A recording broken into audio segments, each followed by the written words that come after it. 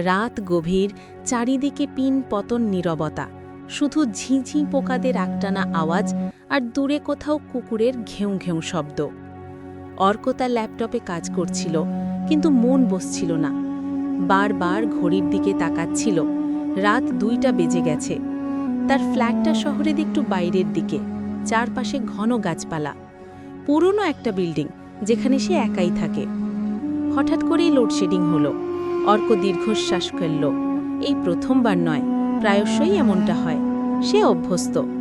ফোনটা হাতে নিয়ে দেখল চার্জ প্রায় শেষ।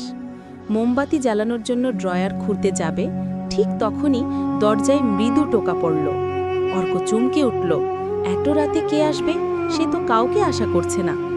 বন্ধুদের আসার কথা থাকলেও তারা বিকেলে জানিয়েছিল যে আজ আসতে পারবে না। বুকটা ছমছম করে উঠল। তবু নিজেকে স্বাভাবিক দেখানোর চেষ্টা করে জিজ্ঞেস করল, কে? কোনো উত্তর নেই। আবার সেই মৃদু টোকা। এবার শব্দটা যেন আরও স্পষ্ট। অর্কর মনে হলো যেন টোকাটা দরজার কবাটে পড়ছে না, পড়ছে তার হৃৎপিণ্ডে। একটা অজানা ভয় তাকে গ্রাস করতে শুরু করল। সে ধীরে ধীরে দরজার দিকে এগিয়ে গেল। দরজার ফুটো দিয়ে বাইরেটা দেখার চেষ্টা করল, কিন্তু অন্ধকার এতটাই ঘন যে কিছুই দেখা যাচ্ছে না।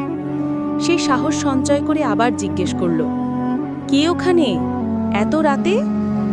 এবার একটা ফিসফিসানি শব্দ শোনা গেল। মনে হলো যেন খুব কাছ থেকে কেউ কথা বলছে, কিন্তু শব্দটা এতটাই অস্পষ্ট যে কিছুই বোঝা যাচ্ছে না। অর্কর সমস্ত শরীর হিম হয়ে গেল।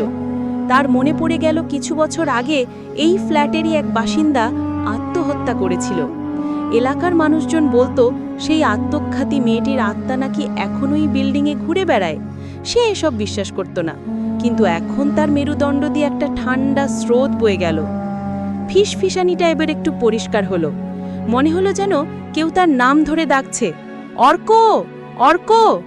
অর্ক দ্রুত পিছিয়ে এলো। তার হাত পা ঠান্ডা হয়ে গেছে। সে দ্রুত দরজায় খিল তুলে দিল এবং যতটা সম্ভব জোরে সেটাকে বন্ধ করে দিল। হৃৎপিণ্ডটা পাগলের মতো ধুকপুক করছে।